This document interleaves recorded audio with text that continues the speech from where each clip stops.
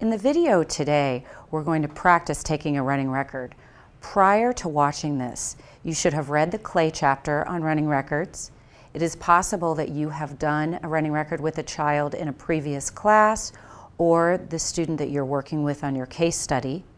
Also, you should have reviewed the PowerPoint on running records, which is to serve as a refresher to review both the markings and the scoring, and also your MSV or meaning, syntax, and visual. In this video, we're going to practice taking a running record, listening to a child in the story Like You Were Mine. You can print the script from Carmen and follow along and practice with us if you would like.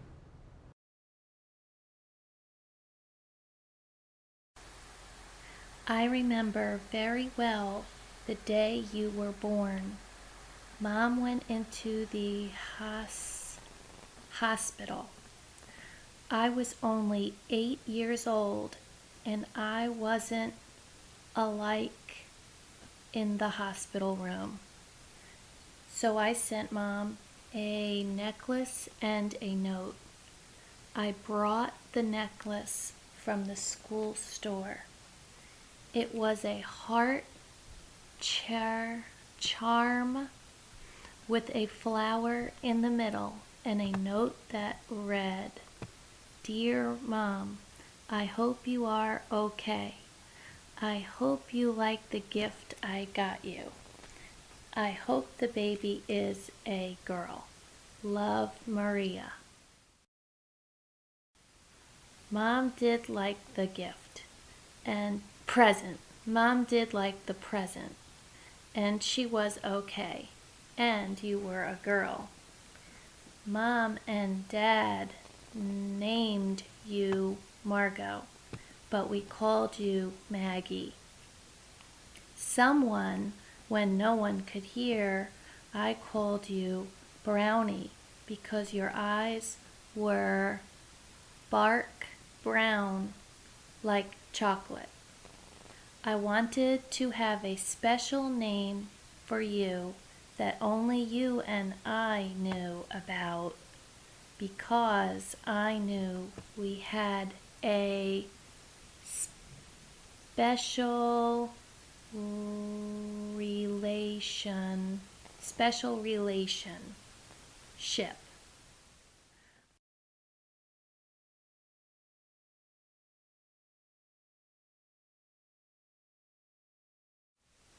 I got to hold you right away once Mom and Dad brought you home.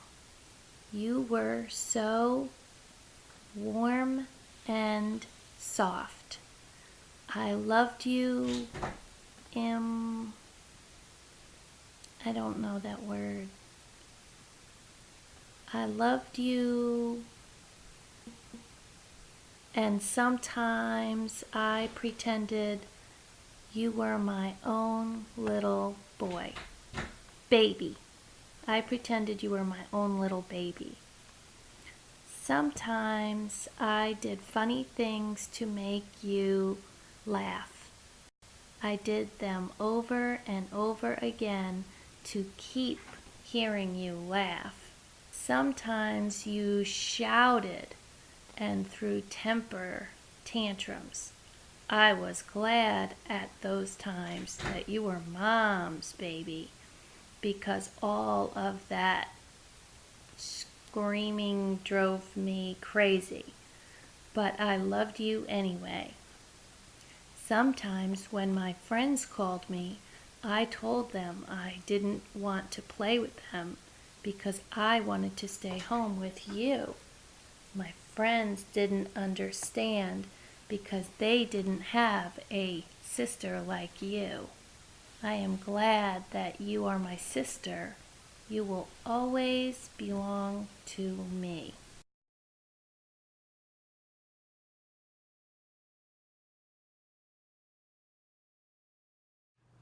Okay, so now we're going to go through the running record that you just took, and we're going to analyze the markings based on what the child said.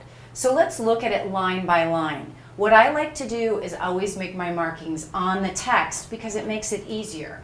I put up a column for errors and self-corrections, remembering that I'm going to have to mark MSV for each of these errors and self-corrections. So in our first line, the child said the entire text correctly.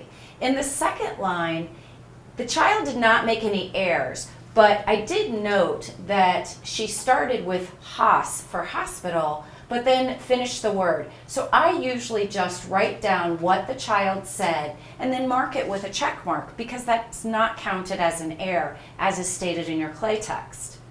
If we go to the third line though, we see that the child said alike instead of aloud. So we do mark that as an error. So let's look at MSV for alike and aloud. Look first at meaning. All right, so remember that we read the sentence up to and including the error. I was only 8 years old and I wasn't alike. Does that make sense to say I wasn't alike? No, it really doesn't. So we're not going to mark it positive for M. For the purpose of a running record, I like to put M, S, and V next to my error or my self-correction and circle it if it's appropriate. So I'm not marking it correct for meaning. Let's look at syntax. Does this make sense? Is it grammatically correct? I was only 8 years old and I wasn't alike. Again, grammatically, that doesn't make a whole lot of sense. I wouldn't mark it correct for grammar or syntax as well. But now I'm going to move on to visual. Look at the words visually. Remember, that's the words, not pictures. So alike and aloud. I do think that those words are similar in the way that they visually appear. So I am going to mark it positive for visual. Let's continue to the next line. We don't have any errors. And following, again, the child started the word charm. I mark that because I think it's important that we note that on a couple of these words and throughout the text that the child does attempt to say the word correctly and then goes ahead and completes it. Those are good strategies for children when they're reading. So it's not an error, but I did mark for my own information.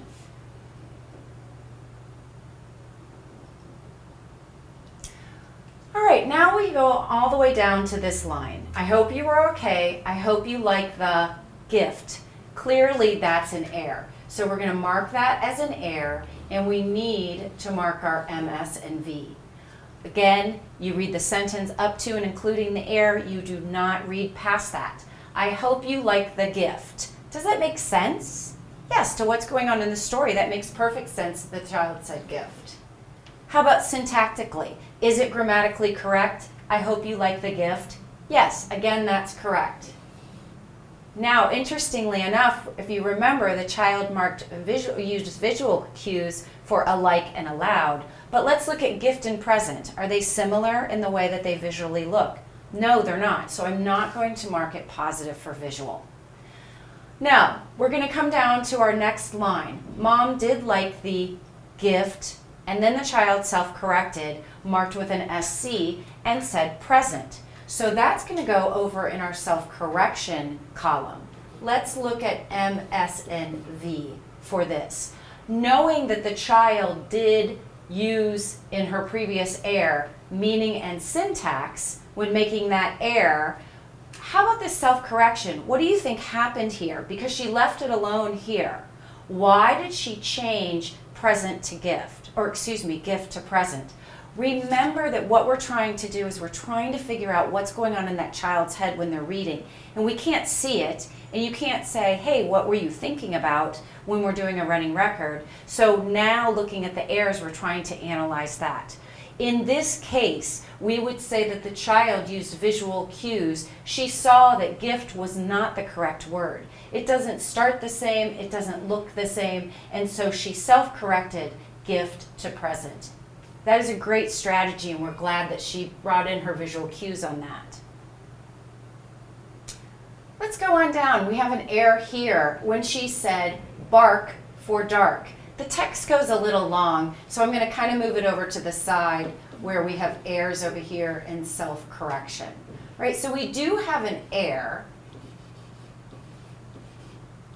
My little marking for error didn't work. And we have bark and dark. So our sentence is someone when no one could hear, I called you Brownie because your eyes were bark. Okay, that doesn't make any sense. Bark doesn't work here at all. How about syntactically? Is it grammatically correct? No. How about visual? Are they similar? Yes, they're very similar. We don't actually know the age of this child. We don't know if she's still doing letter reversals with B's and D's. We know those are common up into 2nd grade. It's not something that I see as an issue as I go through the running record, but it's something I might want to pay attention to. I also noticed a problem when I was reading this in the text. I don't think the word is someone. I think that was misprinted. I think the word should be sometimes, and the child did say it correctly. So this in the text was written wrong, and it should be sometimes. She uses that word a lot in this story. Okay, let's move on down. I wanted to have a special name for you that only you and I knew about because I knew we had a special, boy, she had a lot of trouble with relationship. It's a long word, maybe something she's not necessarily familiar with. I marked that she returned and went back and reread a couple times. I went back after hearing it because she actually went back after the first time of saying relation. So she said special relation, she went back, said special relation again, and then went back and marked it correct with relationship. Okay, so is that an error? Is that a self-correction? It's not an error. It does end up being a self-correction. And the reason it does is because she actually said a word, went back, said a word, and then self-corrected that. So let's look at relation versus relationship for her self-correction. Does it make sense meaning-wise? I knew we had a special relationship. Did she use meaning here? Yes, because she's thinking to herself, okay, it doesn't make sense to say special relation. She knew that something was wrong. Cue for that is because she kept going back and rereading it. So we know that she was thinking to herself, something's not right here. Or at least that's what we're thinking is going on in her brain at that time. Again, we're thinking metacognitively, what is she thinking? So we have special relation. So I do believe that she was looking at that meaning and saying, something's not right here. How about syntactically? This is difficult to call. I think you could go either way on this. I'm not sure that she knew grammar-wise that special relation was incorrect. So I'm actually going to leave that out right now. I think you could argue that she used syntax, but I'm not going to mark it positive. And then relation and relationship.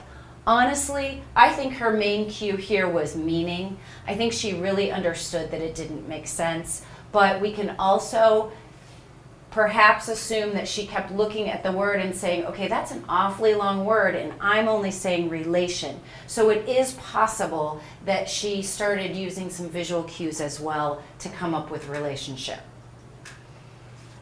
All right, let's scroll down to where she said boy for baby. Again, we have a self-correction. And let's look at our MSNV. Oh, excuse me. I didn't mark for immediately first. So let's go back. You were so warm and soft. I loved you She goes back. I loved you immediately. We don't mark that for an error or a self-correction. She started the word. She didn't finish. She didn't say a word in replacement of it. She went back and then had the flow of saying the word immediately.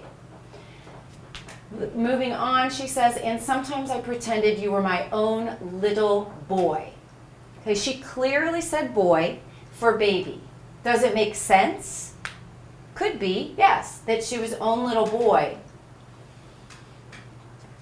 You might be saying, but wait, the baby was a girl.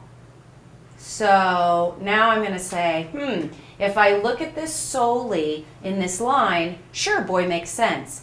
But the text is about a girl. So I'm actually going to change my mind, and I'm going to take off meaning.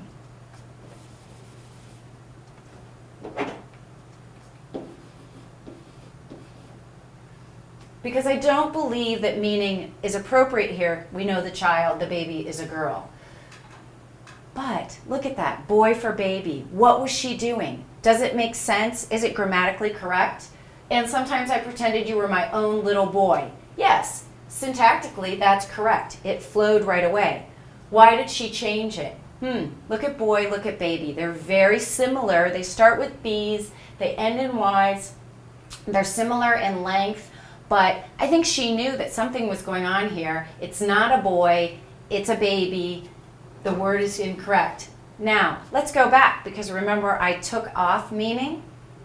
Because I said, oh, we know that it wasn't a boy, it was a girl. But look at her self-correction. If she would have left that as an error, I would have left off meaning. But now I'm going to go back and double check what I was initially thinking. I wonder if she changed boy to baby because, first of all, she knew the baby was not a boy. She looked at the word baby.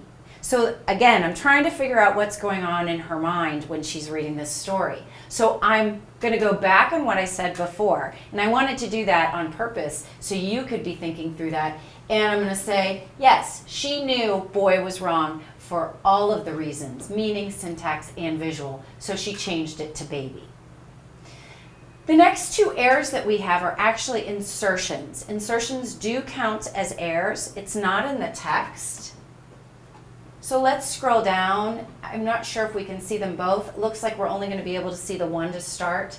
And she inserted the word that. I was glad at those times that you were moms. Excuse me, let's just go up to that you. I was glad at those times that you. That is an error. Let's look at meaning, syntax, and visual. Meaning-wise, does that make sense that she would say that? I was glad at those times that. Both grammatically and meaning, those would be positive. But visual, it's an insertion. It is not there, so it wouldn't be checked for visual information. Again, it makes sense. Good readers will do that. They will insert words that are grammatically correct, especially when we're dealing with function words like a, of, it, things like that. And so as they're reading along, good readers do that. All we do at that point is to remind the child, hey, look at what is on the text, make sure you're reading what's on the text, and just let them know, you know, it's funny that you put in the word that, it makes perfect sense, but the word actually isn't in the text. It's a nice little teachable moment. Let's go on down here, and we have again, she inserts the word that. I am glad that. We mark it as an error. Again, remembering what we did for meaning and syntax. And so we've gone through and we've analyzed all the errors. Now we need to do a total.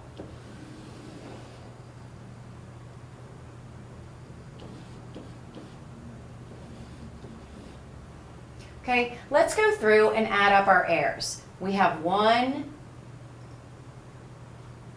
2,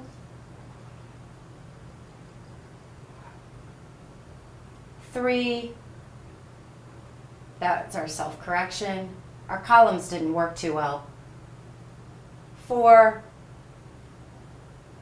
5. So we have 5 errors.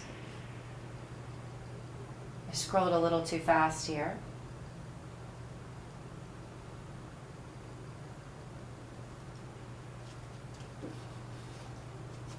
And our self-corrections,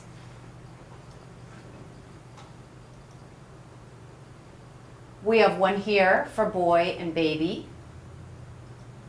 We have 1 here for relation and relationship.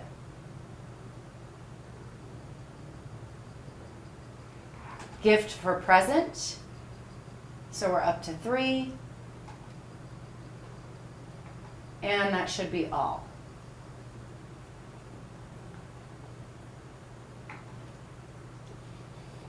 So we have 5 errors and we have 3 self-corrections. So at this point, what we need to do is figure out our percentage of corrections and, errors and self-corrections. Okay, so we've done our totals for our errors and self-corrections. I'm going to let you know that we had a total running words of 286, right? So if we're going to do our, we'll move over to this side for the ease of writing, but if we're going to have our errors, The easiest way to do this is to take your total running words minus your errors over running words.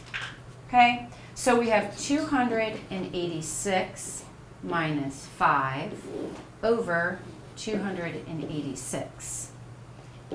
This gives us a total of 281 over 286, which is 0.98, or multiplied by 100 to get our percentage is a 98 percentile. Okay, so now I'm going to show you how you would do that on a calculator. Sometimes it's not as easy to do it in your head, and I had the figures ready for us, but I want to show you this. So we're going to bring up our calculator, and we're going to take our total running words, which is 286. We're going to subtract our errors, which is 5, and we get a total of 281. We're going to divide that by our total running words, 286, and as you see, we get a 0.98. Again, to get your percentage, you would then multiply that by 100, and you're at 98%. We know that at 98%, this would be classified as an easy text. Now, I say that, but I don't want to leave you just saying, yes, that was an easy text, because we have to check comprehension. It may be easy and they know the words and the vocabulary.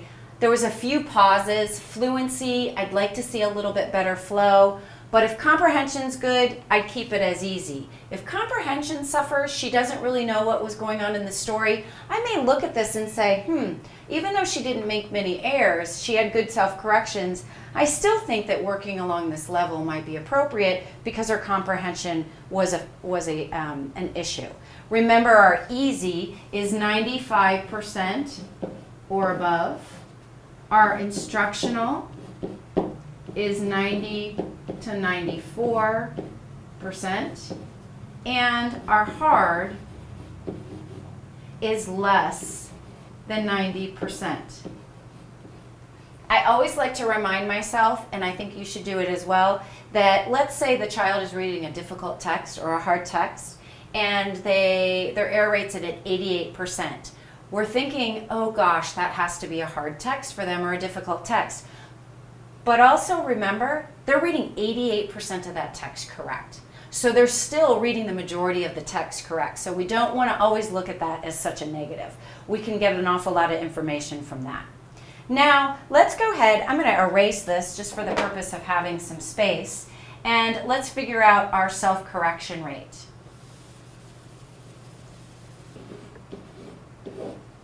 When we're figuring our self-correction rate, we take our errors plus self-correction, and we divide that by our self-correction. So we don't need to bring up the calculator for this yet because we have simple numbers. We have 5 plus 3 over 3, or 8 over 3.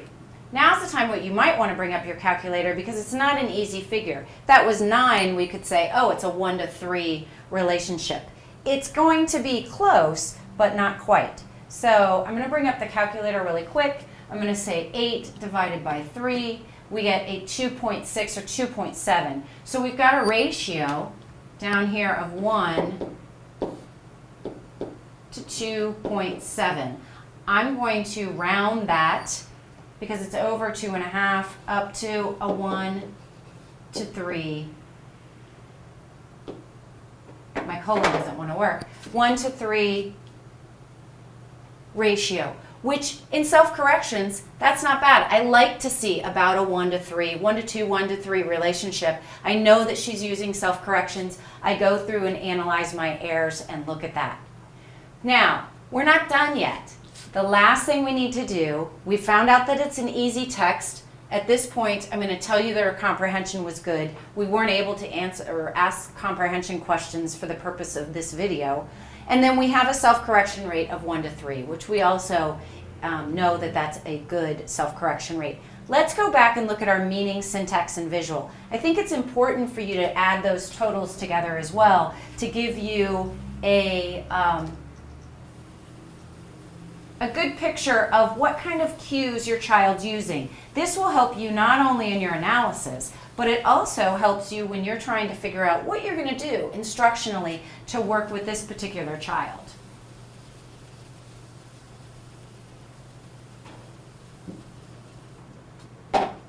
So I'm going to do a total over here of how many meaning, syntactical, and visual errors we used. We're going to have this for errors, and we're going to have it for self-corrections. Okay, so let's go up through. Here's our first one. That was an error. We had one for meaning and one for syntax. We're going to have to kind of scroll through for the purpose of this using the smartboard, but hopefully you'll be able to follow along okay.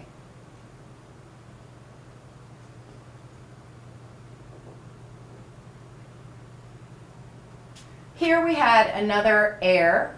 We had meaning and syntax. So let's go down. I have another meaning and I have another syntax. I'm going to do tally marks to start just to keep track. Here's our self-correction. We have an MS and a V, and here is what we had as an error, an M and a V. An M and a V for errors, an M, an S, and a V for self-corrections. Okay, here we have an error for a visual, a self-correction for a visual, an error for an M and an S. Visual, visual, and then M and an S. Let's go up, make sure that we got everything. I think we had one more to get. And it was right up here. And that's a like, and we have a visual on that error. So I'm going to scroll back down. Hopefully you didn't get dizzy on that, and we'll have our totals. Now I'm going to go ahead and get rid of our hash marks and put in our totals. Here we had 4,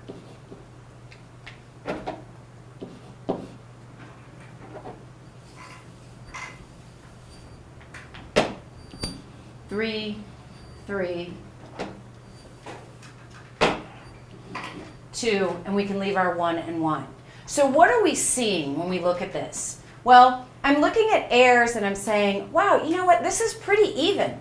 She's using meaning, syntax, and visual. That's great information. She's a little high on her visual self-corrections, but that makes sense. You know, she's seeing that the word's not correct, and so she makes the correction of it. We want students to do that. We also, it's good to see that she's using meaning. We want to know, that's why comprehension is probably successful for her in this story, because we want to see that she's using meaning. We want to see that she's able to determine what is grammatically correct. She's using her visual information. So she's spread across the board. I think when you're looking at a running record and analyzing the data after you've done it, it's when your MS and V is skewed to one side or another. In other words, let's say we saw that she had lots of meaning errors and no visual. We know that she's not paying attention to the actual text on the page. Or if there's no syntactical cues being used, we know that she's not paying attention to the grammar at that point. So those are a little alarm bells that go off. It just helps you a little bit more analyze your data and come up with a study plan going forward. I hope this was helpful. Hopefully that you went along with it. If you did not, feel free to go ahead and print the text from Carmen, listen to it again, see if your markings are the same.